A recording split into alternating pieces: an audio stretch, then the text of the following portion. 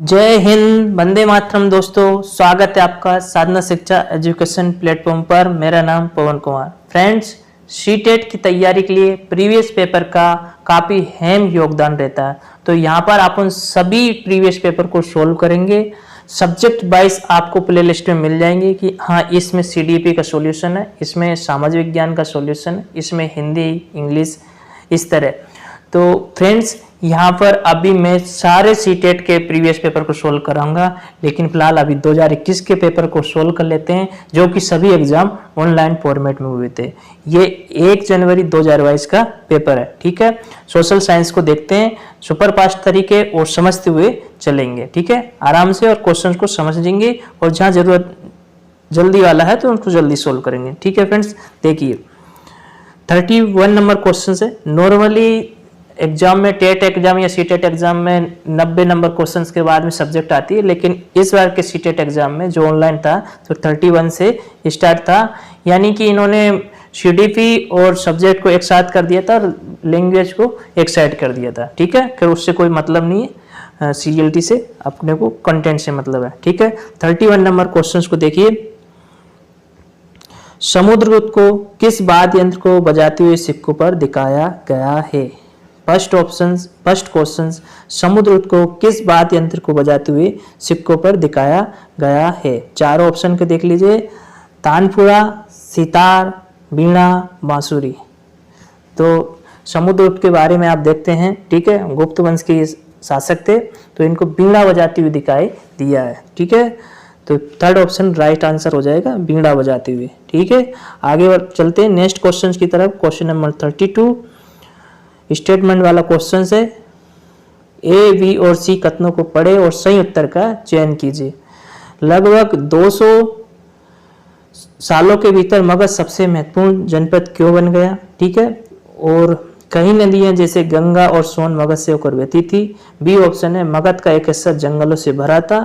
सी, इस क्षेत्र में लौह अयस्क की खदानें है। ठीक है, तो तीनों स्टेटमेंट सही है, ए, बी, सी। ठीक है, फिर से देखिए क्वेश्चंस को। यहाँ पर ए, बी और सी कथनों को देखना था। लगभग 200 साल के भीतर मगध सबसे महत्वपूर्ण जनपद क्यों बना? तो किस कारण से मगध सबसे महत्वपूर्ण जनपद बना? उस समय का सबसे महत्वपूर्ण जनपद या महान जनपद मगध था। तो क्या कारण था? तो कई नदियां जैसे गंगा और सोन मगध से होकर बहती थी। ठीक है, और मगध का एक हिस्सा जंगलों से भरा हुआ था। मगध का जो एक हिस्सा था वो जंगलों से भी भरा हुआ था, और इस क्षेत्र में लौह अयस्क की खदानें भी थी। तो इस तरह तीनों ऑप्शन इसके राइट हो गए। ठीक है, तो ऑप्शन नंबर 4 राइट आंसर है। आगे बढ़ते हैं नेक्स्ट क्वेश्चन की तरफ। क्वेश्चन नंबर 33, ये भी स्टेटमेंट वाला क्वेश्चन है। ए तथा आर को पढ़े तथा सही विकल्प को चुने। ठीक है, रोमन साम्राज्य ने दक्षिण भारत में व्यापार किया, और आर स्टेटमेंट है दक्षिण भारत में रोमन सोने के सिक्के मिले। ए और आर दोनों सही है तथा आर सही व्याख्या है ए की। ठीक है, एक और ऑप्शन देखिए। ए और आर दोनों सही हैं, परंतु आर सही व्याख्या नहीं है ए की। ए सही है परंतु आर गलत है, ए गलत है परंतु आर सही है। ठीक है, तो रोमन साम्राज्य ने, स्टेटमेंट को फिर से देख लिए, रोमन साम्राज्य ने दक्षिण भारत में व्यापार किया, ये बात भी सत्य है। ठीक है, और दक्षिण भारत में रोमन सोने के सिक्के मिले। तो ठीक है, ये फर्स्ट ऑप्शन इसका राइट होगा। ए और आर दोनों सही हैं तथा आर जो है ए की सही व्याख्या कर रहा है। तो option number first right answer आ जाएगा। आगे बढ़ते हैं नेक्स्ट क्वेश्चन की तरफ। निम्नलिखित में कौन सा मध्य युगीन काल के वाणिज्य शेर का लक्षण के रूपक है? यानी नीचे जो दिए हुए हैं तो वाणिज्य शेर का इनमें कौन से लक्षण है या कौन से रूप इसमें दिखाई देते हैं? ठीक है, क्वेश्चन नंबर 34 है ये। मंदिर अर्थव्यवस्था एवं समाज दोनों के लिए महत्वपूर्ण होता था। ऑप्शन नंबर 2, ये राजाओं की राजधानी होता था। वह ऑप्शन नंबर 3, वहाँ सामान्यतः मंडपिका होता था। और नंबर 4, पुरोहित एवं तीर्थ यात्री वहाँ के नागरिकों और यात्रियों के मुख्य संरचना संयोजन बनाते थे। तो इसका क्या आंसर होगा? मध्यकालीन युगल के वाणिज्य शहर का क्या लक्षण होता था? तो इसका होगा वहाँ सामान्यतः मंडपिका होता था। ऑप्शन नंबर 3 आंसर हो जाएगा। यहाँ पर फ्रेंड्स मैं थोड़ा कम एक्सप्लेन करते हुए चलूंगा और राइट आंसर की तरफ आपको बताते हुए चले चलेंगे। बाकी एनसीईआरटी सीरीज जो मेरी है उसमें मैंने वहाँ पे इन सबको डिटेल में एक्सप्लेन कर रखा है, ठीक है। डिटेल्स वीडियो भी है। सोशल साइंस की तैयारी के लिए आपके लिए एनसीईआरटी की किताबें काफ़ी कारगर साबित होगी, उनका भी सॉल्यूशन मैंने दे रखा है, ठीक है फ्रेंड्स। आगे बढ़ते हैं नेक्स्ट क्वेश्चन की तरफ। नेक्स्ट क्वेश्चन है 35 नंबर क्वेश्चन। इतिहास के अवधिकरण कालक्रम पर कथनों ए, बी और सी पर विचार कीजिए तथा सही का चयन कीजिए। यहाँ पर ए, बी, सी कथन पर विचार करना है आपको और फिर सही उत्तर का चयन करना है। तो अंग्रेज इतिहासकारों ने भारत के इतिहास को 3 युगों में बांटा है, बिल्कुल इतिहास को 3 युगों में बांटा है। विभाजन धर्म के विचार पर आधारित था, जो विभाजन था धर्म के विचार पर आधारित था, बिल्कुल। विभाजन में उपमहाद्वीप की अपार विविधता की उपेक्षा की गई है, बिल्कुल की गई है। तो यहाँ पर ए, बी, सी सभी सही है, ज्यादा देखने की जरूरत ही नहीं है। फर्स्ट ऑप्शन इसका राइट आंसर हो जाएगा क्योंकि तीनों स्टेटमेंट राइट आंसर है। नेक्स्ट क्वेश्चन 36 नंबर देखिए फ्रेंड्स। बंजारों के संदर्भ में ए और बी कथनों पर विचार कीजिए तथा सही उत्तर का चयन कीजिए। ए स्टेटमेंट है बंजारे लोग सबसे महत्वपूर्ण व्यापारी खानाबदोश थे। बी स्टेटमेंट है अलाउद्दीन खिलजी ने बंजारों के से नगर के बाजार तक अन्न को पहुंचाने का काम करवाया। तो ए और दोनों गलत है, ए सही तथा बी गलत है, ए गलत तथा बी सही है और ए और बी दोनों सही हैं। दोबारा क्वेश्चंस को समझ लीजिए। बंजारे लोग सबसे महत्वपूर्ण व्यापारी खानाबदोश थे, बिल्कुल। अलाउद्दीन खिलजी ने बंजारों से नगर के बाजारों तथा अन्न को पहुंचाने का काम करवाया था। तो दोनों स्टेटमेंट राइट आंसर। और देख लीजिए किस ऑप्शन में दोनों का सही है, तो ए और बी दोनों सही है। फोर्थ ऑप्शन में राइट आंसर आ जाएगा। 30 नंबर क्वेश्चन का राइट आंसर आ जाएगा फोर्थ ऑप्शन। क्वेश्चन नंबर 37 को देखिए फ्रेंड्स, ये भी स्टेटमेंट वाला क्वेश्चन है। 17वीं सदी तक अनेक यूरोपीय उपनिवेशकों ने नील की खेती करना आरंभ कर दिया था। इस संदर्भ में इनमें से का जोड़ी का मिलान करें। जोड़ी का मिलान करना यहाँ पर, ठीक है। तो फ्रांसीसी यानी 17वीं सदी तक, क्वेश्चंस को एक बार फिर से सुनिए। 17वीं सदी तक अनेक यूरोपीय उपनिवेशकों ने नील की खेती करना प्रारंभ कर दिया था। इस संदर्भ में जोड़ी का अपने को मिलान करना। तो फ्रांसीसी किसके साथ जाएगा? कैरिबियन द्वीप, ठीक है, फोर्थ ऑप्शन में जाएगा। और पुर्तगाली, तो पुर्तगाली क्या ब्राजील में, ठीक है। और अंग्रेजी जमैका और स्पेनिश वेनेजुएला। तो इस तरह का, यानी पहले का फोर्थ किस में आ रहा, तो ये ऑप्शन को देख लीजिए, तो इसमें फर्स्ट में ही आ रहा है, ठीक है। ए का चौथा, बी का फर्स्ट, सी का दूसरा, डी का तीसरा, ठीक है। आगे बढ़ते हैं नेक्स्ट क्वेश्चन की तरफ। 38 नंबर क्वेश्चंस। निम्नलिखित कथनों पर विचार कीजिए एवं सही विकल्प को चुनें। गन्ने को निज अवस्था के अंतर्गत बागान मालिक स्वयं अपनी जमीन पे गन्ने का उत्पादन करते थे। क्वेश्चन नंबर 38 को देखिए, ये स्टेटमेंट वाला क्वेश्चन है। निजी खेती की व्यवस्था में बागान मालिक या तो जमीन खरीद लेते थे या दूसरे जमींदारों से जमीन पर भाड़े पर ले लेते थे और मजदूर को काम पर लगाकर नील की खेती करवाते थे। और सी स्टेटमेंट है, निज खेती व्यवस्था में बागान मालिक को बहुत सारे मजदूरों तथा बड़ी मात्रा में हल एवं बैलों की जरूरत पड़ती थी। तो चारों ऑप्शंस को देखिए, ए, बी एवं सी सही है, ए एवं बी सही है, तीसरा ऑप्शन बी एवं सी सही है, ए एवं सी सही है। तो क्वेश्चन स्टेटमेंट को फिर से देखेंगे। तो गन्ने की निज व्यवस्था के अंतर्गत बागान मालिक स्वयं अपनी जमीन में गन्ने का उत्पादन करते हैं। तो जो जमीन मालिक रहते हैं वो स्वयं अपनी जमीन पे गन्ने का उत्पादन नहीं करते थे, तो ये स्टेटमेंट गलत है, ठीक है। निज खेती की व्यवस्था में बागान मालिक या तो जमीन खरीद लेते थे या दूसरे जमींदारों से जमीन भाड़े पर लेते थे और मजदूर को काम पर लगाकर नील की खेती करवाते थे। तो ये स्टेटमेंट राइट है। और निज सी स्टेटमेंट है, निज खेती व्यवस्था में बागान मालिक को बहुत सारे मजदूरों तथा बड़ी मात्रा में हल एवं बैलों की जरूरत पड़ती थी, ये बात भी सही है। तो इसमें तीसरे ऑप्शन में दे रखा बी एवं सी स्टेटमेंट राइट आंसर है, ठीक है, बी और सी सही। तो उस तरह ऑप्शन नंबर तीसरा सही हो जाएगा क्वेश्चन नंबर 38 का। आगे बढ़ते हैं नेक्स्ट क्वेश्चन की तरफ। Question number 39। क्वेश्चन नंबर 39, राजा राम मोहन राय ने अपने लेखन में तर्क दिया और विश्वास उत्पन्न किया कि सती होने की अनुमति नहीं है, क्योंकि तो देखिए राजा राम मोहन राय ने 1829 में सती प्रथा पर रोक लगवा दी गई थी। उन्होंने काफी प्रयास किया और फिर बाद में अंग्रेजों ने कानून बना के 1829 में सती प्रथा पर पूरी तरह बंद कर दिया। तो ठीक है, तो राजा राम मोहन ने क्या किया था, उन्होंने सती होने की अनुमति नहीं है इस बात की तर्क भी दिया था अपनी लेखन में। ठीक है, तो इसमें 4 ऑप्शन दे रखे हैं, इसमें देखना होगा कि अंग्रेज इसके खिलाफ विरुद्ध थे, तो अंग्रेज इसके खिलाफ विरुद्ध थे,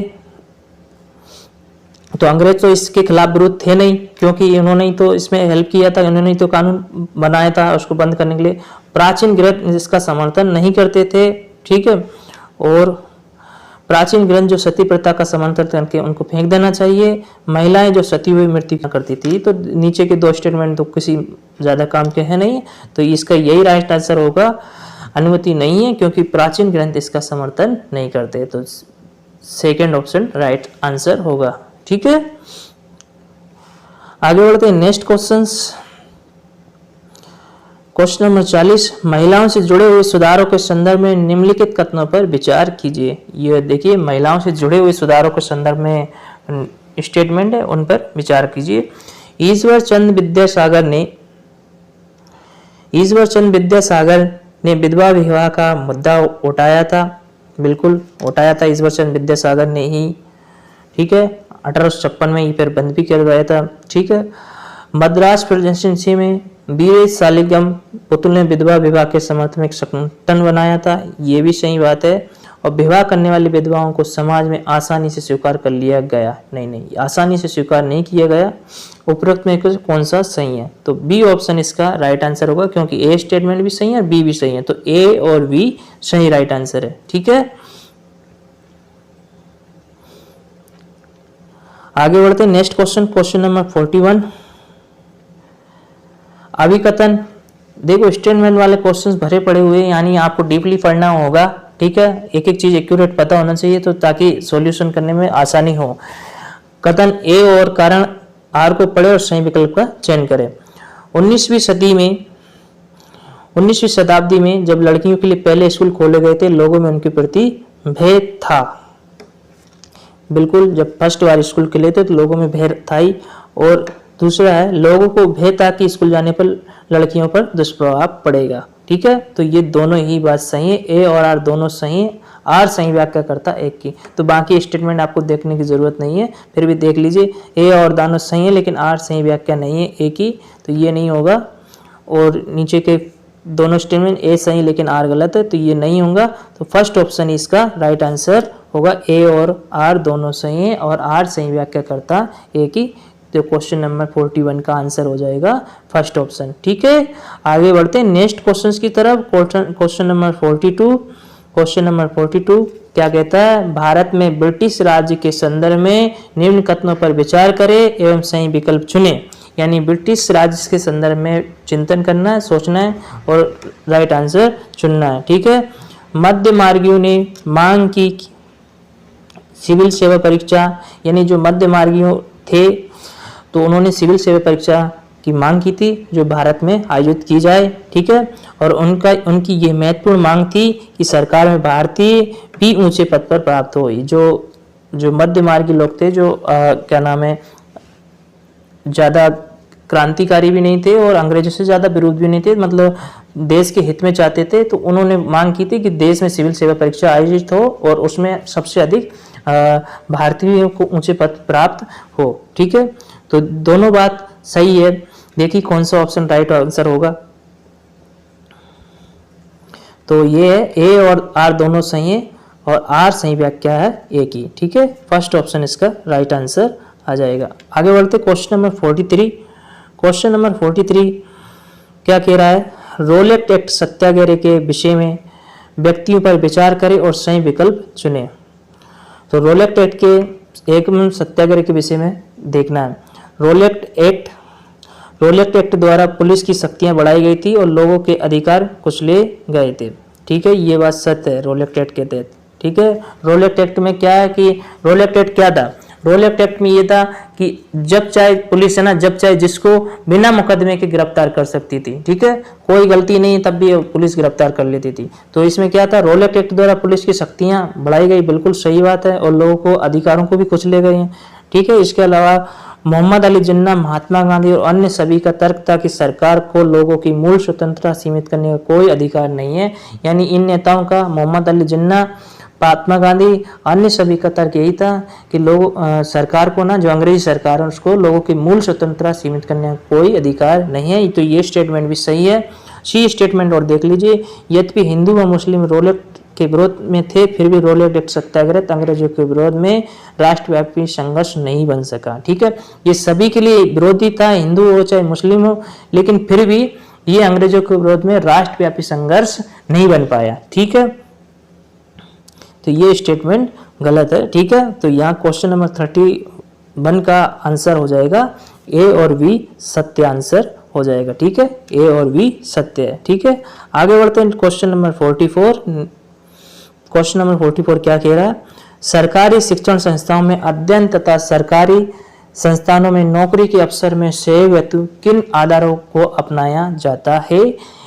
एक बार फिर से सुनिए, सरकारी शिक्षण संस्थाओं में अध्ययन तथा सरकारी संस्थानों में नौकरी के अवसर में सहयोग हेतु किन आधारों को अपनाया जाता है।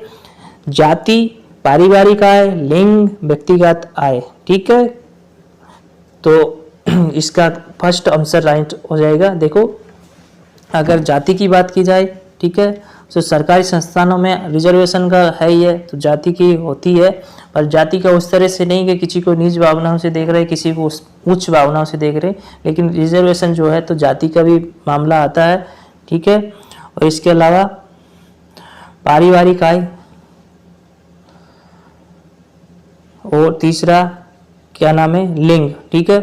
तो ये इसकी भी बात होती है। तो इसमें इन्होंने सीटेट आंसर की ने दो ऑप्शन को राइट आंसर माना, एक तो ए बी सी, ठीक है, और तीसरे ऑप्शन में क्या दे रखा है, तो केवल ए, ठीक है, केवल जाति। तो आप अपने हिसाब से भी समझ सकते हैं। तो मेरे हिसाब से बेस्ट ऑप्शन ही राइट आंसर होगा, ठीक है। और सीटेट ने भी इसको दोनों आंसर को मान रखा, ठीक है। आगे बढ़ते हैं नेक्स्ट क्वेश्चंस की तरफ। 45 नंबर क्वेश्चंस, 45 नंबर क्वेश्चंस को देखिए। नीचे दी गई कथन ए और बी पर को पढ़िए तथा सही उत्तर का चयन कीजिए। पृथ्वी, अब जियोग्राफी से क्वेश्चन है। पृथ्वी का खिंचाव बल और मंडल को बांधे रखता है, ठीक है, और पृथ्वी का खिंचाव बल और मंडल को बांधे रखता है। और दूसरा है बाह्य ग्रह सूर्य से बहुत दूर है तथा चट्टानों से बने हैं। तो ये ए और बी दोनों कथन सही हैं, ठीक है। किस तरह कथन है, पृथ्वी का खिंचाव बल और सौरमंडल को बांधे रखता है, नहीं, इस तरह नहीं है। बाह्य ग्रह सूर्य से बहुत दूर है तथा चट्टानों से बने हैं, तो ये बात भी सही है, गलत है। तो इस तरह ए और बी दोनों ही गलत आंसर हो जाएंगे, ठीक है। 45 नंबर क्वेश्चन का fourth option is a right answer. आगे बढ़ते हैं नेक्स्ट क्वेश्चन 46 नंबर क्वेश्चन क्या कह रहा है, गल्फ स्ट्रीम गर्म जल धाराएं अतः इसमें जलने की प्रवृत्ति है। जो गल्फ स्ट्रीम जल धाराएं हैं, जो जल धाराएं गर्म है, अतः इनमें चलने की प्रवृत्ति है, इनमें चलने की प्रवृत्ति है। किस तरह की चलने की प्रवृत्ति है, भूमध्य रेखा की ओर, ध्रुवों की ओर, और ना भूमध्य रेखा की ओर ना ध्रुवों की ओर, कुछ निश्चित नहीं कह सकता। तो ये जो गल्फ स्ट्रीम जो गर्म जलधारा है, इनमें किस तरफ चलने की प्रवृत्ति है, तो ये ध्रुवों की तरफ चलने की इनमें की प्रवृत्ति होती है, ठीक है। तो option number second right answer आ जाएगा 46 नंबर क्वेश्चन का, ठीक है। आगे बढ़ते हैं नेक्स्ट क्वेश्चन 47 नंबर क्वेश्चन है, देशांतर के संबंध में निम्न दो कथनों पर विचार कीजिए, ठीक है। निम्न दो कथनों पर विचार करना, यहाँ कथनों पर विचार वाले ही क्वेश्चन आ रहा है, सीधा सीधा कोई क्वेश्चन नहीं आ रहा, ठीक है। सभी देशांतरीय यामांतरों की लंबाई समान होती है। बी स्टेटमेंट है, प्रमुख यामांतर का मान 180 डिग्री देशांतर होता है। सही उत्तर का यहाँ पर चयन करना है, ठीक है। तो ये सही है, सभी देशांतरीय यामांतर का लंबाई लगभग समान ही होती है, ठीक है। और प्रमुख यामांतर का मान 180 डिग्री देशांतर होता है, ये गलत है। तो इस तरह ए सही है और तथा बी गलत है। तो यहाँ पर 47 नंबर क्वेश्चन का फर्स्ट ऑप्शन राइट आंसर हो जाएगा। क्वेश्चन नंबर 48 को देखिए क्या कह रहा है। 48 नंबर क्वेश्चन, निम्नलिखित कथनों पर ए, बी तथा सी पर विचार कीजिए तथा सही का विकल्प चुनाव कीजिए। तीनों स्टेटमेंट पढ़ लीजिए एक बार। विश्व के ताप कटिबंधों का वर्गीकरण अक्षांशों के आधार पर होता है? नहीं, अक्षांशों के आधार पर नहीं होता, तो फर्स्ट स्टेटमेंट गलत है। उत्तर और दक्षिण ध्रुव को जोड़ने वाली काल्पनिक रेखा अक्षांश कहलाती है, बिल्कुल ठीक है। सभी देशांतरों की लंबाई समान होती है, ये भी होती है। तो देख लीजिए बी और सी ऑप्शन राइट है। तो किस ऑप्शन में दे रखा बी और सी? तो देखिए यहाँ पे थोड़ा सा मिस्टेक हो गया रीड करने में, एक बार पुनः पढ़ते हैं। विश्व के ताप कटिबंधों का वर्गीकरण अक्षांशों के आधार पर होता है, तो ये स्टेटमेंट सही है। अभी मेरे से गलती से निकल गया था कि गलत है, ये स्टेटमेंट सही है। और उत्तर और दक्षिण ध्रुव को जोड़ने वाली काल्पनिक रेखा अक्षांश कहलाती है, तो ये स्टेटमेंट गलत है, ठीक है। उत्तर और दक्षिण ध्रुव को जोड़ने वाली काल्पनिक रेखा अक्षांश नहीं बल्कि देशांतर कहलाती है, ठीक है। वो देशांतर रेखाएं होती है और सभी देशांतर की लंबाई समान होती है, ये बात स्टेटमेंट सही। तो इस तरह ए और सी सही है, ठीक है। तो इस तरह राइट आंसर आ जाएगा ए और सी सही आंसर, ठीक है। तो क्वेश्चन नंबर 48 का तीसरा आंसर राइट आंसर आएगा, ठीक है। आगे बढ़ते हैं नेक्स्ट क्वेश्चन की तरफ। 49 नंबर क्वेश्चन, भारत के भौगोलिक लक्षणों को पढ़ाते हुए अध्यापिका ने छात्रों को बिंद एवं सतपुड़ा श्रृंखलाओं में बहने वाली नदियों को मानचित्र पर चिन्हित करने को कहा है। निम्नलिखित में से कौन सी नदियों को वह चाहती है कि छात्र चिन्हित करें? क्या भारत की भौगोलिक लक्षणों को पढ़ाते हुए एक टीचर ने क्या किया? तो बिंद एवं सतपुड़ा श्रृंखलाओं में बहने वाली, बिंद क्षेत्र एवं सतपुड़ा में बहने वाली नदियों को मानचित्र पर चिन्हित करने के लिए कहा गया। निम्नलिखित में कौन सी नदी को वह चाहती है कि छात्र चिन्हित करें? यानी कि यहाँ पर बिंद एवं सतपुड़ा में बहने वाली नदियों को मानचित्र के आधार पर आपको बताना है कौन सी नदी को टीचर चाहती है कि बच्चे अवधारणा के आधार पर बता दी जाए। या आप सामान्य प्रश्न को सामान्य कर ली जाए कि भाई बिंद एवं सतपुड़ा क्षेत्र में कौन सी नदियां बहती है। तो क्वेश्चन नंबर 49 का आंसर बताइए। चारों ऑप्शन आप लोगों के बीच में है, नर्मदा एवं तापी, नर्मदा एवं महानदी, तापी एवं गोदावरी, कृष्णा एवं गोदावरी, ठीक है। तो यहाँ पर नर्मदा एवं ताप्ती नदी, ठीक है। फर्स्ट ऑप्शन इसका राइट आंसर आएगा। 49 नंबर क्वेश्चन का फर्स्ट ऑप्शन आ जाएगा, जो बिंद एवं सतपुड़ा श्रृंखलाओं में नर्मदा एवं ताप्ती नदी बहती है, ठीक है। नर्मदा नदी कहाँ से निकलती है? अमरकंटक की पहाड़ियों से, ठीक है। आगे बढ़ते हैं नेक्स्ट क्वेश्चन 50 नंबर क्वेश्चन, महासागरीय धाराओं के संदर्भ में निम्न दो कथनों पर विचार कीजिए तथा सही विकल्प का चुनाव कीजिए, ठीक है। जो महासागर की जो धाराएं हैं उन पर विचार करना। फर्स्ट स्टेटमेंट है, जिस स्थान पर गर्म तथा ठंडी जलधाराएं मिलती हैं वह स्थान विश्व भर में सर्वोत्तम मत्स्य क्षेत्र माना जाता है, ठीक है। बी स्टेटमेंट को देखिए, जहां गर्म एवं ठंडी धाराएं मिलती हैं उस स्थान पर नौ संचालन में बाधा उत्पन्न होती है। तो दोनों ही स्टेटमेंट राइट है, ठीक है। तो इस तरह ऑप्शन हो जाएगा ए तथा बी दोनों ही सही आंसर हो जाएंगे 50 नंबर क्वेश्चन का। आगे बढ़ते 51 नंबर क्वेश्चन का। 51 नंबर क्वेश्चन है, प्रारंभिक एवं माध्यमिक स्तर की एक कक्षा में शिक्षिका परितंत्र के विषय में पढ़ा रही है। निम्नलिखित में से उनके लिए क्या उपयोगी सूचना हो सकती है? क्या प्रारंभिक एवं माध्यमिक स्तर पर एक कक्षा में शिक्षिका परितंत्र के बारे में पढ़ा रही है, तो क्या उपयोगी होगा वहाँ पर? स्थान विशेष की जलवायु संबंधित परिस्थिति और अधिक वर्षा वाले वन उदाहरण के रूप में, सही छोटी ताल उदाहरण के रूप में, ठीक है। तो इन तीनों स्टेटमेंट में से कौन कौन से स्टेटमेंट होना चाहिए, ठीक है। तो यहाँ पर सभी चीज होना चाहिए पारिस्थितिक तंत्र में। स्थान विशेष की जलवायु संबंधी परिस्थिति भी, ठीक है। अधिक वर्षा वाले वन के उदाहरण के रूप में, एक छोटी ताल उदाहरण के रूप में, तो सभी राइट आंसर है ए बी सी सही।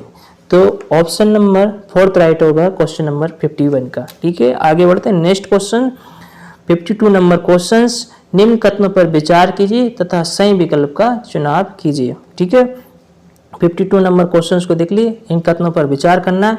आर्द्रता महासागरों पर सबसे अधिक तथा महाद्वीपों के ऊपर सबसे कम पाई जाती है, ठीक है। दूसरा ऑप्शन देखिए,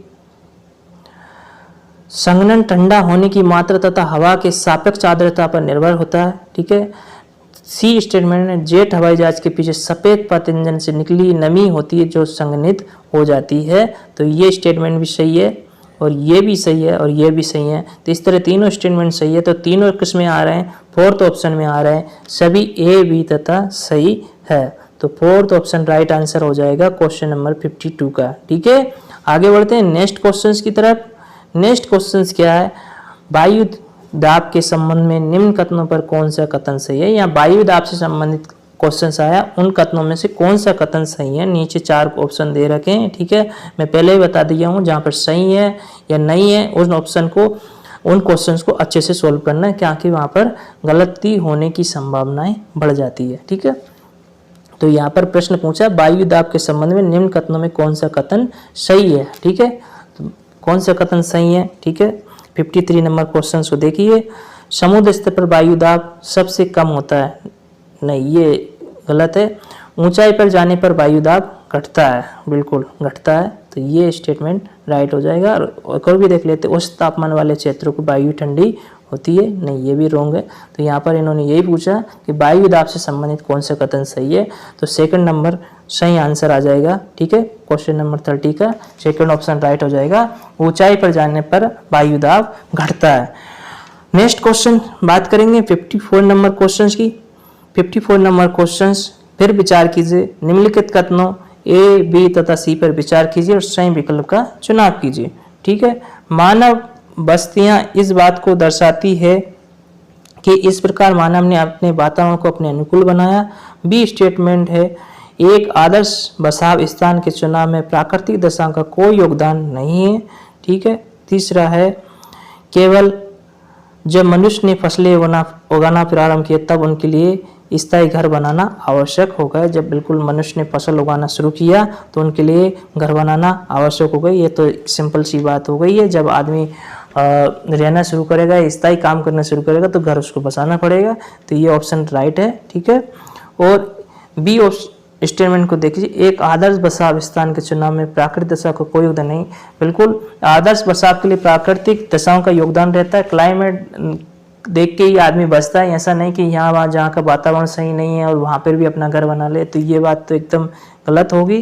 ठीक है, और ए स्टेटमेंट है, मानव बस्तियां इस बात को दर्शाती है कि किस प्रकार मानव ने अपने वातावरण को अपने अनुकूल बनाया। ये भी सही है। तो ये एक समझ पे आधारित भी क्वेश्चन कह सकते हैं, ये भूगोल का क्वेश्चन था। तो ए तथा सी सही आंसर है। तो ऑप्शन नंबर 3 राइट आंसर आ जाएगा, ए तथा सी सही है। आगे बढ़ते हैं नेक्स्ट क्वेश्चन की तरफ। 55 नंबर क्वेश्चन, जल एक संसाधन के संबंध में 3 कथन दे रखे ए बी सी, और उनको ध्यान से पढ़ना है। ठीक है, और फिर आंसर देना।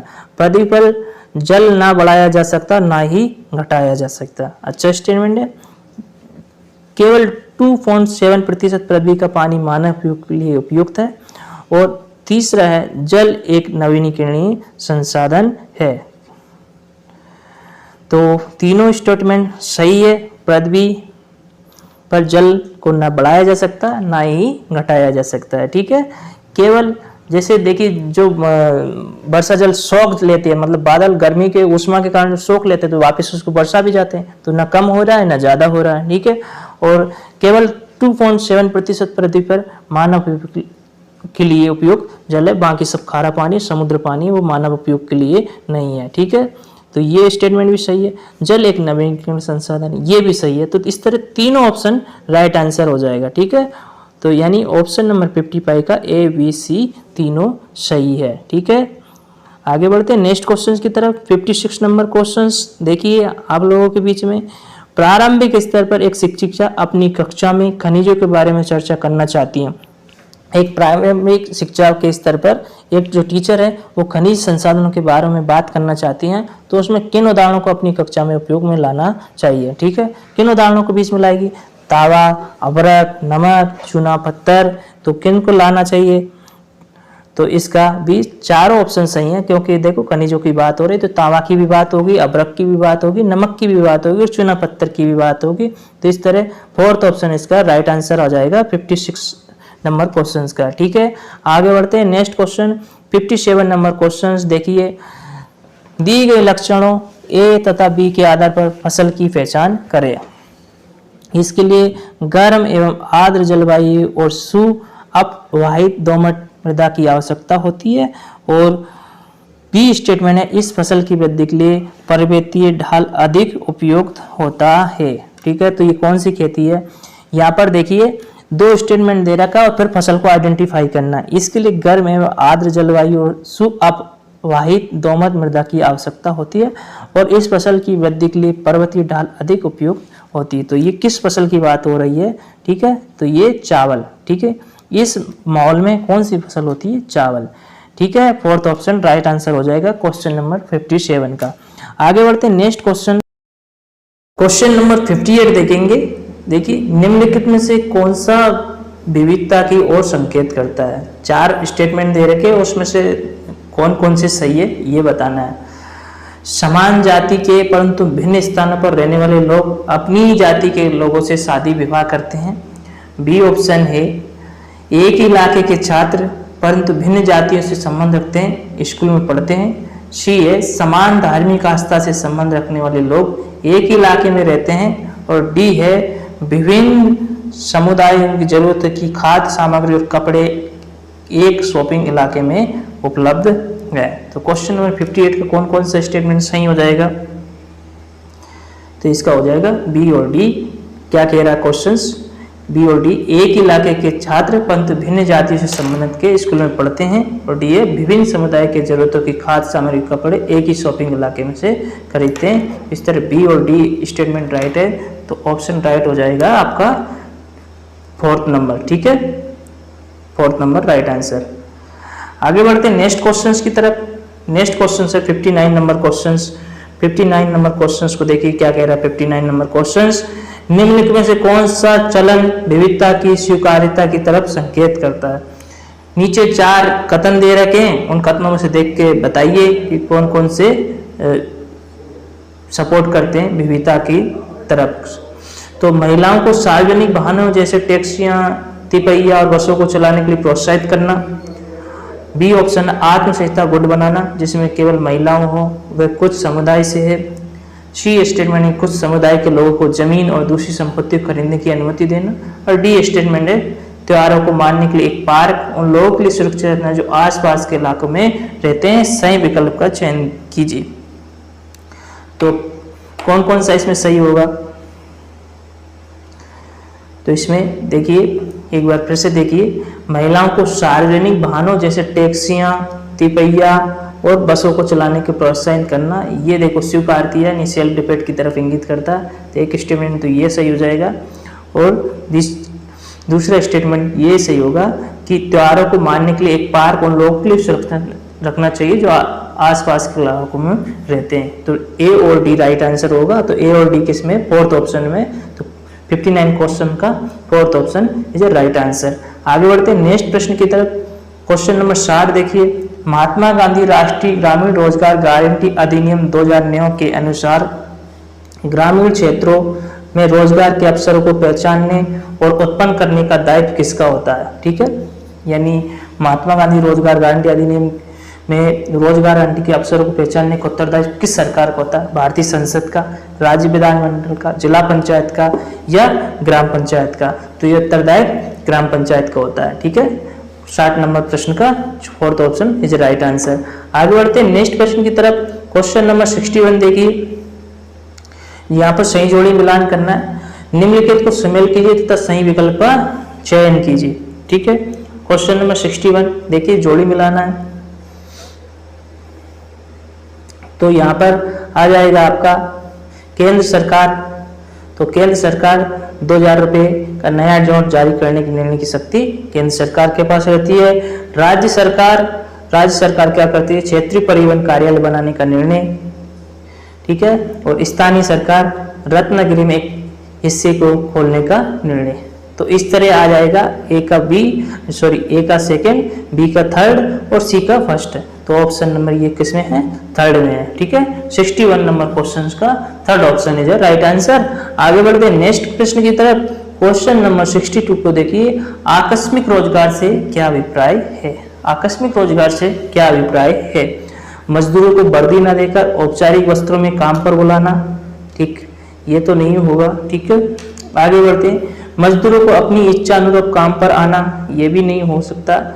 नियोक्ताकर्ता द्वारा जरूरत के अनुरूप मजदूर को काम पर बुलाना, ये हो सकता है। अगर एक और ऑप्शन देख लेते हैं, मजदूर को तय पूर्ण खास अवधियों के रोजगार दिए जाना, तो इसका बेटर ऑप्शन कौन सा। नियुक्तकर्ता यानी जो नौकरी देने वाला वो अपनी जरूरत के अनुसार मजदूर को काम पर बुलाता है। ठीक है, तो ये आकस्मिक रोजगार का एक उदाहरण हो जाएगा। ठीक है, आगे बढ़ते हैं नेक्स्ट प्रश्न की तरफ। नेक्स्ट प्रश्न है आपका 63 क्वेश्चन। क्या कह रहा है प्रश्न, वस्त्र व्यापार में निम्नलिखित में कौन सा सबसे अधिक लाभ कमाएगा। यानी कि जो कपड़ा व्यापारी है उसमें कौन सा व्यक्ति सबसे ज्यादा व्यापारी लाभ कमाएगा, मुनाफा कमाएगा। ठीक है, वो व्यापारी जो बुनकर को सूत उपलब्ध कराते हैं, नहीं ये नहीं। बुनकर ये भी नहीं। बुनकर सहकारी संस्था ये भी नहीं। तो बहुराष्ट्रीय कंपनी सबसे ज्यादा लाभ कमाती है, ये कमाएगा। ठीक है, सेकंड ऑप्शन राइट आंसर हो जाएगा। आगे बढ़ते क्वेश्चन नंबर 62 की तरफ, 64 नंबर क्वेश्चन। प्रजातंत्र की बुनियादी विशेषता क्या है। ऑप्शन फर्स्ट असमानता, दूसरा खुला व्यापार, तीसरा ऑप्शन है समानता, चौथा ऑप्शन है उचित प्रतिबंध। तो देखिए प्रजातंत्र की बुनियादी विशेषता क्या है, सभी लोग पीपल समान है, ऑल पीपल आर इक्वल। ठीक है, एकता और समानता की बात होती है। तो इस तरह ऑप्शन नंबर 3 राइट आंसर हो जाएगा। आगे बढ़ते हैं नेक्स्ट प्रश्न की तरफ। 65 नंबर क्वेश्चन। कविता सुबह 5 बजे बस अड्डे पर चाय बेचती है, फिर 7 बजे दूर कुएं से पानी लेने जाती है, और फिर घर वापस आकर वह खाना बनाती है और कपड़े धोती है, घर की सफाई करती है, फिर बाजार अपनी चाय की दुकान के लिए सामान लेने जाती है।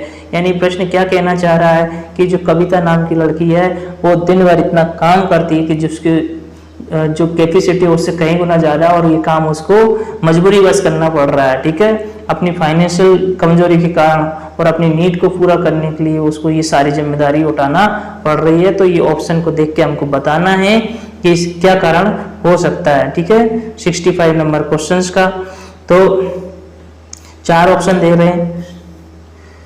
देखभाल कार्य, दोहरा बोझ, गृह कार्य और भुगतान के बदल के। तो दोहरा बोझ इस पे डबल बोझ है। Second number option right answer आ जाएगा।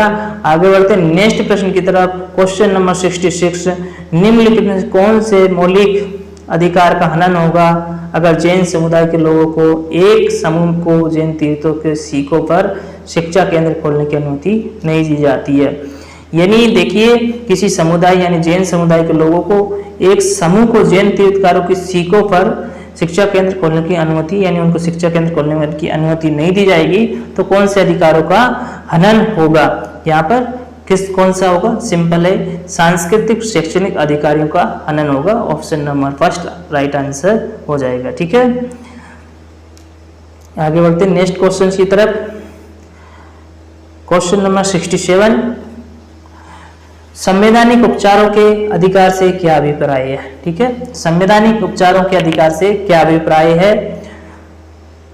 सरकार का संविधान में संशोधन करने का अधिकार, दूसरा नागरिकों को उनके मौलिक अधिकारों के हनन होने पर न्यायालय में अपील करने का अधिकार, तीसरा ऑप्शन है सरकार का संवैधानिक प्रावधानों का प्रयोग करते हुए अपनी शक्ति को बढ़ाने का अधिकार, और नागरिकों को संविधान में नए प्रावधान को जोड़ने की मांग करने का अधिकार। कौन सा ऑप्शन राइट है इसमें, संवैधानिक उपचार का अधिकार क्या अभिप्राय है, तो नागरिकों को उनके मौलिक अधिकार को हनन होने पर न्यायालय में अपील करने का अधिकार है। फ्रेंड्स 6 मौलिक अधिकार दिया गया, 6 फंडामेंटल राइट है। उसमें से जो अंतिम फंडामेंटल राइट्स ये है कि अगर किसी व्यक्ति के यदि उसके जो अधिकार है उनका अगर हनन हो रहा है तो वो संवैधानिक उपचारक अधिकार के तहत न्यायालय में अपील कर सकता है। आगे बढ़ते हैं नेक्स्ट प्रश्न की तरफ।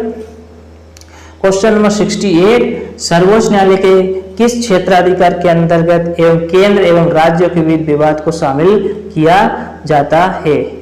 देखिए केंद्र और राज्यों के विवाद को उसमें शामिल किया जाता है। ठीक है, सर्वोच्च न्यायालय के किस क्षेत्र के अंतर्गत केंद्र एवं राज्यों के बीच विवाद को शामिल किया जाता है। प्रारंभिक क्षेत्राधिकार, अपीलीय क्षेत्राधिकार, सलाहदी क्षेत्राधिकार और एक और ऑप्शन है, फोर्थ ऑप्शन है अपशिष्ट क्षेत्राधिकार। ठीक है, तो 68 नंबर क्वेश्चन का होगा ये मामला प्रारंभिक क्षेत्राधिकार का।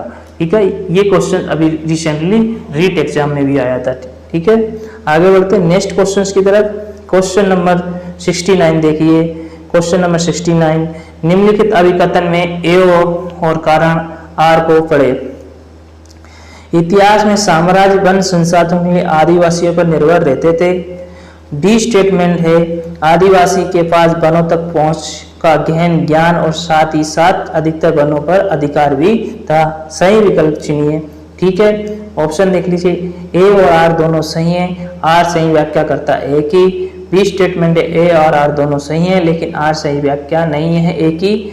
और सी तीसरा ऑप्शन है ए सही है लेकिन तो आर गलत है, और ए और आर दोनों गलत है। इसको टिक करने के लिए आप पहले एक बार पुनः स्टेटमेंट पढ़ लीजिए। इतिहास में साम्राज्य वन संसाधनों के लिए आदिवासियों पर निर्भर रहते थे। देखिए पुराने समय में जो आदिवासी लोग थे तो वन संसाधनों पर निर्भर रहते थे, वहां से लकड़ी प्राप्त करते थे, खाने पीने की सामान, फल फूल, सेंध वगैरह। ठीक है, आदिवासी के पास वनों तक पहुंच का गहन, आदिवासी लोगों को वनों का पूरी तरह ज्ञान रहता है और वो ज्यादातर वनों में ही रहते थे। ठीक है, तो ये दोनों स्टेटमेंट सही हैं, तो ए और आर दोनों सही हैं और आर सही व्याख्या करता है एक ही। तो इस तरह फर्स्ट ऑप्शन इसका राइट आंसर हो जाएगा। आगे बढ़ेंगे नेक्स्ट क्वेश्चन, क्वेश्चन नंबर 70, निम्नलिखित कथनों पर विचार कीजिए और सही विकल्प का चयन कीजिए। ए स्टेटमेंट है अल्पसंख्यक शब्द का इस्तेमाल ऐसे समुदाय के लिए किया जाता है जो संख्या की दृष्टि से बाकी आबादी के मुकाबले बहुत कम है। और बी स्टेटमेंट है आपका अल्पसंख्यक शब्द केवल संख्या के सवाल तक ही सीमित नहीं बल्कि सत्ता, संसाधनों तक पहुंच आदि मुद्दे जुड़े हुए हैं। तो देखिए इस क्वेश्चन में ज्यादा कुछ नहीं है, ये फर्स्ट स्टेटमेंट जो है अल्पसंख्यक शब्द का इस्तेमाल ऐसे समुदाय के लिए किया जाता है जो संख्या की दृष्टि से बहुत कम लोग होते हैं, ये राइट है। और अल्पसंख्यक का मतलब केवल सिर्फ संख्या से ही नहीं बल्कि संता, संसाधन और उनके जो भी फैसिलिटी जो पहुंच है उनसे जुड़े हुए मुद्दे पे भी रहती है। तो ये दोनों स्टेटमेंट सही है, तो इसलिए option number first right answer हो जाएगा। आगे बढ़ते हैं नेक्स्ट क्वेश्चन, क्वेश्चन नंबर 71, सबसे उचित विकल्प को लेते हुए बाकी को पूरा करें। देखिए एक उचित विकल्प लेना है और उससे एक जो रिक्त स्थान उसको पूरा करना है। ठीक है, पहला ऑप्शन है ये सुनिश्चित करने के लिए कि पाठ्यक्रम पूरा हो जाए। ठीक है, सामाजिक विज्ञान के शिक्षण में हम अंतर विषय उपायों का प्रयोग करते हैं, तो किस लिए करते हैं? चार ऑप्शन है, ये सुनिश्चित करने के लिए कि पाठ्यक्रम पूरा हो जाए, विषयगत सीमाओं के अंतर्गत अधिगम दर्शाएं, निश्चित करने के लिए। तीसरा ऑप्शन है विषयों के बीच अंत संबंध तथा अंतर्निर्भरता का निर्देशन करने के लिए। और फोर्थ ऑप्शन है कक्षा को अधिक सजग एवं क्रियाशील बनाने के लिए। पेडागोजिकल क्वेश्चन है, बताइए फ्रेंड्स कौन सा हो सकता है? तो इसका राइट आंसर होगा विषयों के बीच अंत संबंध तथा अंतर्निर्भरता का निर्देशन करने के लिए। तो option number third right answer. आगे बढ़ते हैं नेक्स्ट क्वेश्चन की तरफ। क्वेश्चन नंबर 72, सामाजिक विज्ञान बच्चों को प्रमुख रूप से तैयार करता है। सामाजिक विज्ञान बच्चों की प्रमुख रूप से तैयार करता है। जो सामाजिक विज्ञान विषय है वो बच्चों को मुख्य रूप से किस किस चीज में तैयार करता है? देखिए फ्रेंड्स, स्वतंत्र रूप से सोचने की क्षमता हेतु, अंधविश्वासों पर प्रश्न करने की क्षमता हेतु, सी या लिंग पूर्वाग्रह की रूढ़ियों की बनी पूर्व समझ को तोड़ने की समझ बनाने हेतु, सामुदायिक नियमों और सामाजिक आचारों को पालन करने की क्षमता हेतु। तो देखिए इसमें कौन कौन से ऑप्शन राइट है? स्वतंत्र रूप से सोचने की क्षमता डेवलप करता है, सामाजिक मामलों का अध्ययन होता है और उसमें अधिकारों की भी बात होती है। अंधविश्वासों पर जो कुरीतियां हैं उन पर प्रश्न करने की क्षमता भी डेवलप होती है। और लिंग पूर्वाग्रह और रूढ़ियों की बनी पूर्व समझ को तोड़ने की समझ बनाने हेतु। ठीक है, तो इस तरह ए बी सी तीनों कथन सही है, डी गलत है। तो A B C first option में ही है, तो फर्स्ट ऑप्शन इसका राइट आंसर। आगे बढ़ते क्वेश्चन नंबर 73। क्वेश्चन नंबर 73 क्या कह रहा है? कक्षा में महिलाओं की समस्याओं की ओर संवेदनशीलता को प्रोत्साहित किया जा सकता है। यानी जो महिलाओं के प्रति संवेदनशीलता है उनको किस तरह प्रोत्साहित किया जा सकता है। यहाँ पर 4 स्टेटमेंट है, देख लीजिए कौन कौन से राइट हो सकते हैं। पहला, छात्रों को इतिहास महिलाओं के ऊपर पाठ्य पुस्तक पढ़ने के लिए कहने के द्वारा। दूसरा, महिलाओं के लिए संवैधानिक प्रावधान को सूचीबद्ध करने के द्वारा। सी है भेदभाव के साक्ष्यों पर सामूहिक आत्मविश्लेषण के द्वारा। और डी है समाज के में पुरुष और महिलाओं के बीच शक्ति बल संबंधों पर चर्चा करने के द्वारा। तो इसका कौन कौन सा होगा? तो एक तो ये होगा सी ऑप्शन, भेदभाव के साक्ष्यों पर सामूहिक आत्मविश्लेषण करने की जरूरत है, ठीक है। और डी ऑप्शन है समाज में पुरुषों और महिलाओं के बीच शक्ति बल संबंध पर चर्चा करने के द्वारा, ठीक है। तो इस तरह फोर्थ ऑप्शन राइट आंसर होगा, ठीक है। सी और डी ऑप्शन राइट होगा यहाँ पर, तो ये फोर्थ ऑप्शन में। आगे बढ़ते हैं नेक्स्ट क्वेश्चन की तरफ। 74 नंबर क्वेश्चन। 74 नंबर क्वेश्चन क्या कह रहा है? सामाजिक विज्ञान की कक्षा में अध्यापक यानी सोशल साइंस की क्लास में एक टीचर क्या कर रहा है? विशेष संस्कृति के शिल्प तत्व और लोक कक्षाओं का प्रयोग करता है ताकि उस संस्कृति के संदर्भ में छात्रों की जिज्ञासा बनाए रखी जा सके। यानी एक टीचर को क्या करना है? विशेष संस्कृति के शिल्प तत्व और लोक कक्षाओं का उसको प्रयोग करना ताकि संस्कृति के संदर्भ में छात्रों की जो जिज्ञासा जानने की जो रुचि है वो बनी रहे। तो उस कंडीशन में क्या कर सकता है? किस चीज का उदाहरण ले सकता है, ठीक है। कहानी कथन का, रोल प्ले का, और शोध पद्धति का, और मुक्त परिपक्ष का, ठीक है। 74 नंबर क्वेश्चन का राइट आंसर क्या होगा फ्रेंड्स?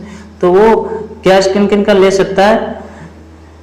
स्रोत पद्धति का एक तो हेल्प लग सकता है, और डी मुक्त परिप्रेषण का हेल्प ले सकता है। तो इस तरह सी और डी राइट आंसर हो गए। तो फोर्थ ऑप्शन इसमें सी और डी दे रखा है, तो सी और डी ऑप्शन राइट आंसर हो जाएगा। आगे बढ़ते हैं नेक्स्ट प्रश्न की तरफ। नेक्स्ट प्रश्न क्या कह रहा है? सामाजिक विज्ञान का प्रभावी शिक्षण महत्वपूर्ण रूप से जुड़ा हुआ है, यानी जो सोशल साइंस का जो प्रभावी शिक्षण है वो किस रूप में महत्वपूर्ण तरीके से जुड़ा हुआ है? परियोजना और असाइनमेंट के कार्यान्वयन के माध्यम से रचने को समझने के लिए।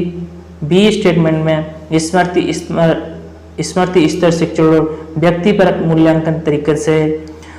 सी स्टेटमेंट में अत्यधिक जटिल और महंगी शिक्षण सहायता को बार बार प्रयोग करने से। और डी स्टेटमेंट है स्कूली पुस्तकालय को सुचारू संचालन में संसाधनों को उपयोग में लाने की शिक्षक की क्षमता और सृजनात्मकता से। तो चारों स्टेटमेंट से कौन कौन से सही है ये पता करना है, ठीक है।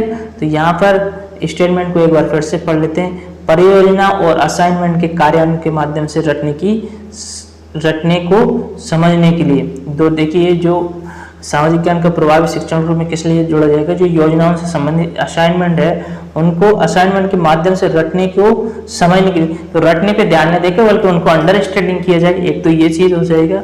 और ठीक है, स्कूल डी ऑप्शन है स्कूली पुस्तकालय को सुचारू संचालन संसाधनों को उपयोग में लाने की शिक्षक की क्षमता को सृजनात्मक यानी क्रिएटिविटी से उसको डेवलप करना। तो यानी कि ए और डी राइट आंसर है। देख लीजिए ए और डी किसमें? फोर्थ ऑप्शन में ए और डी राइट आंसर। आगे बढ़ते हैं नेक्स्ट क्वेश्चन की तरफ। क्वेश्चन नंबर 76 है, एक लोकतांत्रिक कक्षा में शिक्षकों की क्या जिम्मेदारी है? ठीक है, एक डेमोक्रेटिक क्लास में टीचर की क्या रिस्पॉन्सिबिलिटी होना चाहिए, इसके बारे में प्रश्न पूछा है। बताइए फ्रेंड्स, क्वेश्चन नंबर 76 का आंसर क्या होगा? तो क्वेश्चन नंबर 76 का आंसर होगा ऑप्शन एक बार रीड कर लेते हैं। कक्षा संबंधी निर्णय सरकार के लिए छोड़ना। बी स्टेटमेंट है कक्षा में अनुशासन संबंधी मुद्दों को नजरअंदाज करते हुए पाठ्यक्रम पर ध्यान देना। तीसरा, स्कूल प्रबंधन और छात्रों के बिना स्वतंत्र रूप से नियम और कायदे स्थापित करना। तो ये डेमोक्रेटिक का तीनों उदाहरण नहीं होंगे। और लास्ट है, छात्रों को अपनी स्वतंत्र रूप से कहने के युक्तिपरक अवसर प्रदान करना। तो ठीक है, 76 नंबर क्वेश्चन का आंसर डेमोक्रेसी से related fourth option right answer होगा। ठीक है, आगे बढ़ते हैं नेक्स्ट प्रश्न की तरफ। क्वेश्चन नंबर 77, किलपैट्रिक के अनुसार निम्नलिखित से कौन सी शैक्षिक विधि लोकतंत्र की संकल्पनाओं के शिक्षण के लिए सर्वोत्तम विधि है? यानी किलपैट्रिक से संबंधित क्वेश्चन आए, ठीक है। और किलपैट्रिक किसके प्रोजेक्ट विधि के जनक भी है। तो ठीक है, तो किलपैट्रिक के अनुसार निम्नलिखित से कौन सी शैक्षिक विधि लोकतंत्र की संकल्पनाओं के शिक्षण के लिए सर्वोत्तम विधि है? तो इनका परियोजना यानी प्रोजेक्ट विधि, और ये प्रोजेक्ट विधि के जनक भी है। फर्स्ट ऑप्शन ही राइट आंसर हो जाएगा। आगे बढ़ते हैं नेक्स्ट क्वेश्चन की तरफ। क्वेश्चन नंबर 78, विभाजन विषय पर चर्चा के लिए आप कक्षा में कौन सा प्राथमिक स्रोत ला सकते हैं? यानी विभाजन के विषय पर डिस्कस करने के लिए कक्षा में कौन सा एक फर्स्ट सोर्स आप ला सकते हैं यूज के लिए? तो दिल्ली के पुराने किले में सन 1948 के शरणार्थी कैंप की तस्वीर, ये चित्र, और गदर एक प्रेम कथा का चलचित्र फिल्म, ट्रेन टू पाकिस्तान उपन्यास नॉवल, और फोर्थ ऑप्शन है तमस कहानी के उदाहरण, ठीक है, या उद्धरण।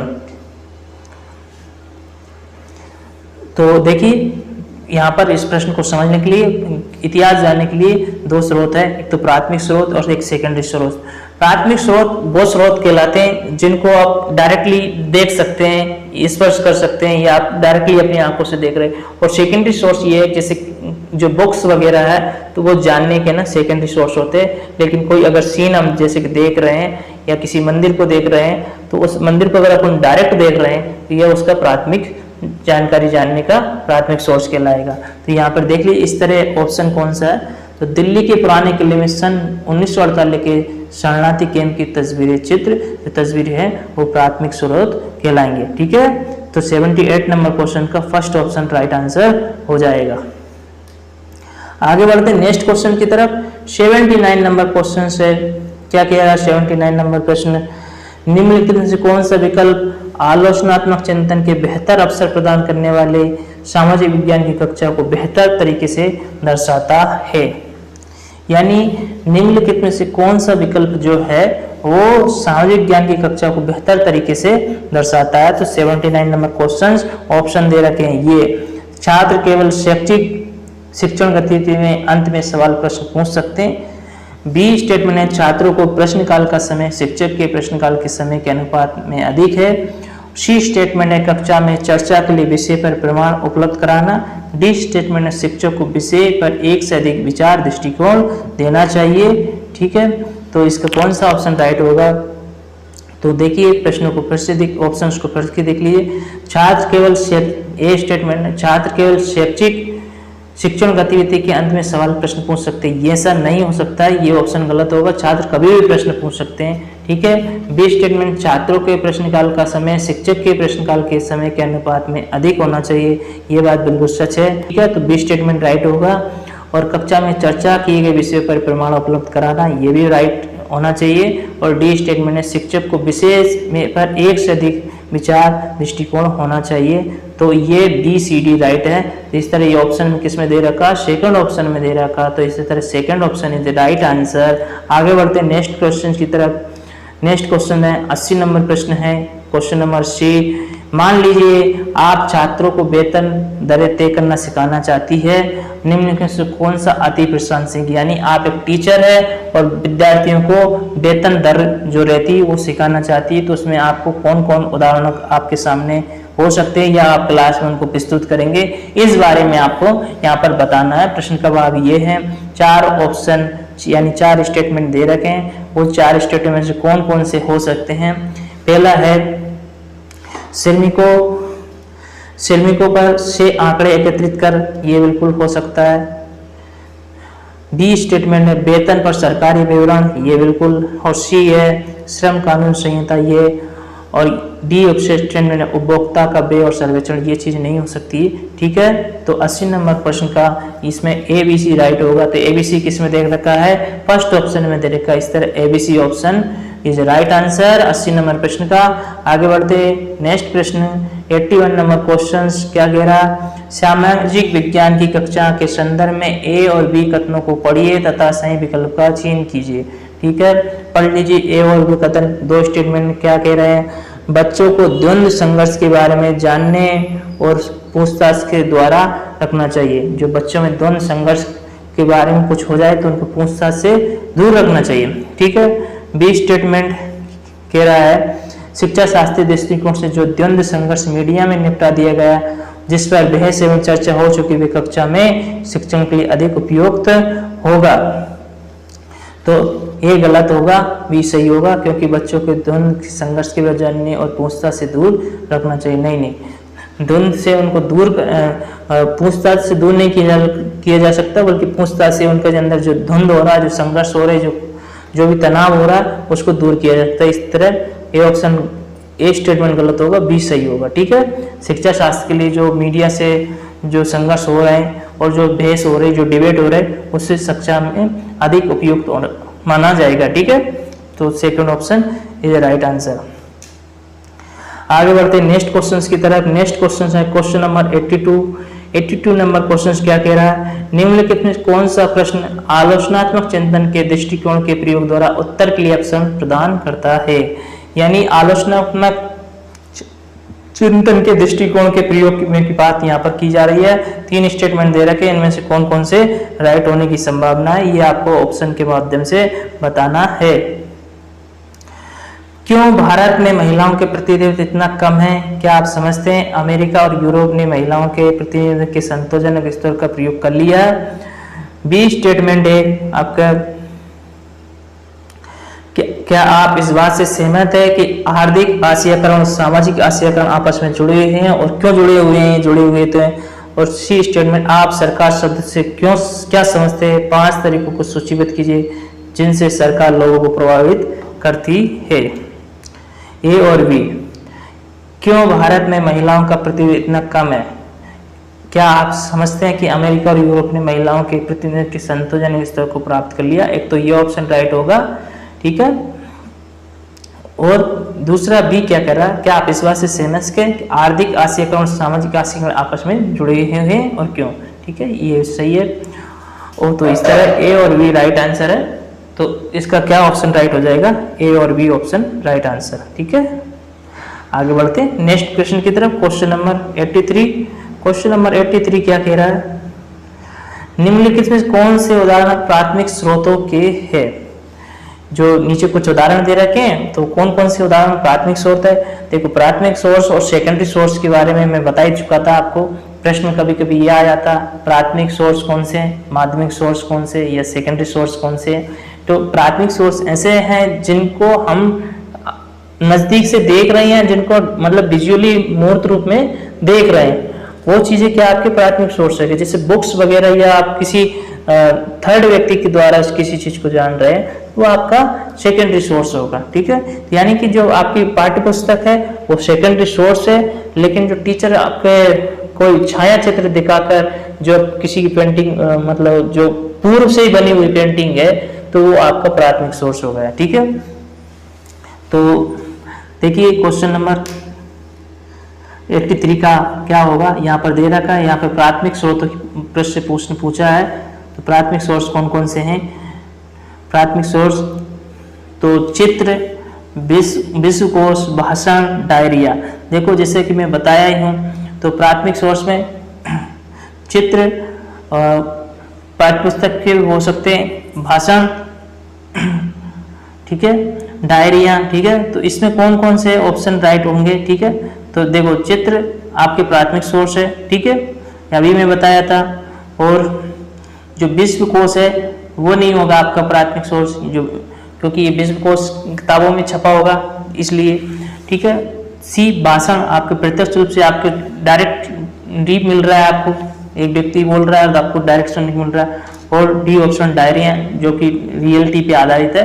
तो इस तरह कौन सा सेकंड ऑप्शन राइट होगा? ए, सी, डी। ठीक है, आगे बढ़ते हैं नेक्स्ट प्रश्न की तरफ। क्वेश्चन नंबर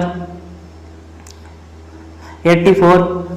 क्वेश्चन नंबर 84 क्या कह रहा है, सामाजिक विज्ञान के बारे में सामान्यतः प्रहंत धारणाओं के संदर्भ में कथन ए और करण आर को पढ़िए। ए और आर को पढ़ना है यहाँ पर और आंसर देना है। सामाजिक विज्ञान को पाठचर्या में दूसरे विषयों की तुलना में कम महत्व मिलता है। बी स्टेटमेंट को देखिए, छात्र सामाजिक विज्ञान की अंतर्वस्तु को समझने में अरुचिकर या उदासीन महसूस करते हैं। देखिए, दोनों स्टेटमेंट सही हैं, क्योंकि सामाजिक विज्ञान की पाठचर्या में दूसरे विषय की तुलना में कम मिलता है। ये बात सच है।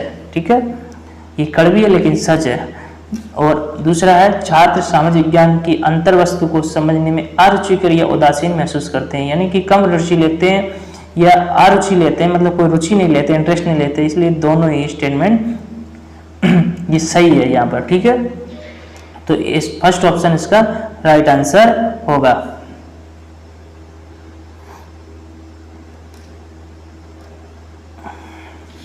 आगे बढ़ते क्वेश्चन नंबर 85 की तरफ। क्वेश्चन नंबर 85 क्या कह रहा है, निम्नलिखित एक विशिष्ट परियोजना रिपोर्ट के कुछ भाग है। ठीक है, यहाँ पर रिपोर्ट के कुछ भाग है, उसके बारे में बताना है। ठीक है, 85 नंबर क्वेश्चन से आप लोगों के बीच में विश्लेषण तथा चर्चा, सारांश तथा निष्कर्ष, शोध प्रश्नों के लिए पृष्ठभूमि, वर्गीकरण तथा आंकड़ों के स्रोत, और ई है सुझाव।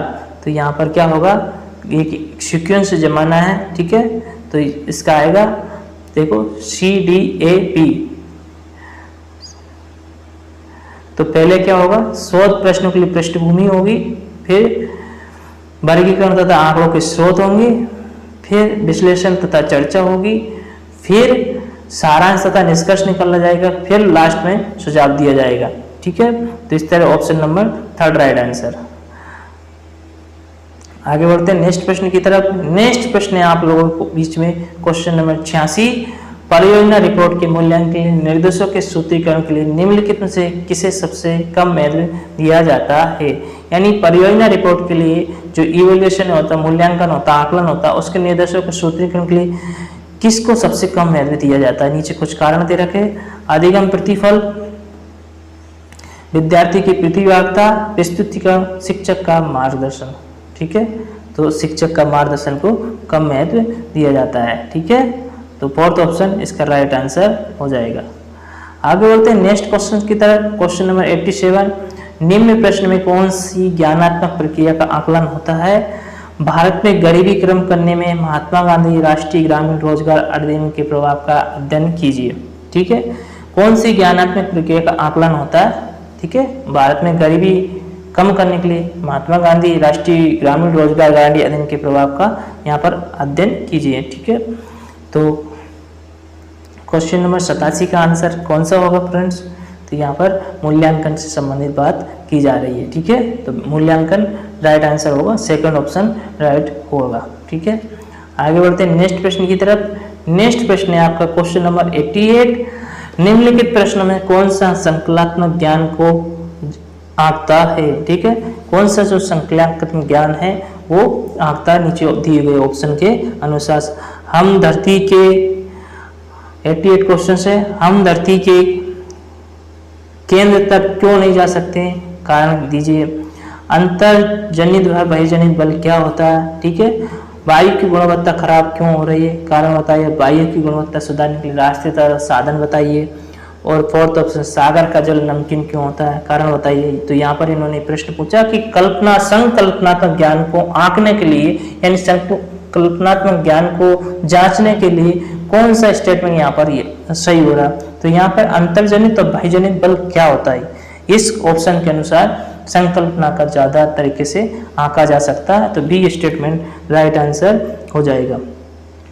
आगे बढ़ते हैं नेक्स्ट प्रश्न की तरफ। नेक्स्ट प्रश्न है 89 नंबर क्वेश्चन, निःशुल्क और अनिवार्य शिक्षा बाल अधिकार अधिनियम 2009 के अनुसार मूल्यांकन कार्य प्रणाली के विकास के समय निम्नलिखित में से कौन सा विचारणीय होना चाहिए। यानी निःशुल्क और अनिवार्य शिक्षा पर बाल अधिकार अधिनियम 2009 के अनुसार मूल्यांकन प्रणाली किस विकास के समय निम्नलिखित का कौन सा विचारणीय होना चाहिए। ठीक है, वहाँ पर बताना है फ्रेंड्स। बच्चों को नियमित रूप से गृह कार्य दिया जाना चाहिए, जहाँ तक हो सके शारीरिक दंड की उपेक्षा की जानी चाहिए। ठीक है, और परीक्षा केवल पाठ्यक्रम के पूरा होने के बाद होनी चाहिए। बच्चों को भय, अभिघात और चिंता से मुक्त बनाए रखना चाहिए। ठीक है, तो यहाँ पर बेटर ऑप्शन यही होगा कि जो RTE एक्ट 2009 के अनुसार जो मूल्यांकन की प्रणाली होती है उसके समय कौन से विचार होना चाहिए। तो जो मूल्यांकन प्रणाली है, तो बच्चों यानी कि रिजल्ट आते समय जब बच्चों को मूल्यांकन किया जाता है, उनका आकलन किया जाता है, तो बच्चों के अंदर किसी भी प्रकार का भय ना हो और वो किसी भी अभिघात से, चिंता से मुक्त रहे। ठीक है, इस तरह का मूल्यांकन होना चाहिए। तो फोर्थ ऑप्शन इसका राइट आंसर रह जाएगा। ठीक है, आगे बढ़ते हैं नेक्स्ट क्वेश्चन और लास्ट क्वेश्चन है ये। ठीक है, सामाजिक विज्ञान की कक्षा में अधिगम के लिए आकलन निश्चित करता है। ठीक है, सामाजिक ज्ञान की कक्षा में अधिक अंक के लिए आकलन निश्चित करता है, यानी सामाजिक ज्ञान की कक्षा में जो लर्निंग है वो किस बात का आकलन निश्चित करता है, सुनिश्चित करता है। शिक्षक को अपनी शिक्षण अधिगम प्रक्रिया को पुनरावलोकन, समीक्षा तथा रूपांतरित करने के लिए छात्रों को अपने समकक्ष के आकलन का लगातार प्रयोग करना। सी, आकलन की बहुविधि रणनीतियों का प्रयोग करना। डी, आकलन की रूपरेखा को प्रतिपादित कर समय बोर्ड के दिशा निर्देशों का प्रयोग करना। तो देखिए इसमें कौन सा, एक बार पुनः पढ़ लेते हैं। शिक्षकों को अपनी शिक्षण अधिगम प्रक्रिया को पुनरावलोकन, समीक्षा तथा रूपांतरित करने के लिए, तो ये बात सही होगी। और सी बात सही होगी, आकलन की बहुविधि रणनीति का प्रयोग करना।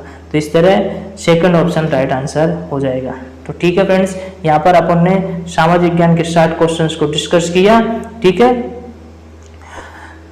और यहाँ पर देखिए अभी तक जितने भी सीटेट के पेपर हुए हैं सारे पेपरों को यहाँ पर सॉल्व कराए जाएंगे, और आप लोगों के बीच में और भी जो विषय हैं जैसे कि हिंदी, इंग्लिश या संस्कृत, उनको भी सोल्व किया जाएगा। अलग अलग विषय का यहाँ पर प्लेलिस्ट बना दी जाएगी, आप लोग सभी को देख लेना। आपको मैं भरोसा दिला सकता हूँ कि आप अगर प्रीवियस ईयर को अंडरस्टैंडिंग समझते हुए अच्छे से सोल्व कर लेते तो आपको फर्स्ट अटेम्प्ट में सीटेट क्वालिफाइड हो जाएगा। ठीक है फ्रेंड्स, मिलते हैं नेक्स्ट वीडियो के लिए, तब तक जय हिंद, जय भारत।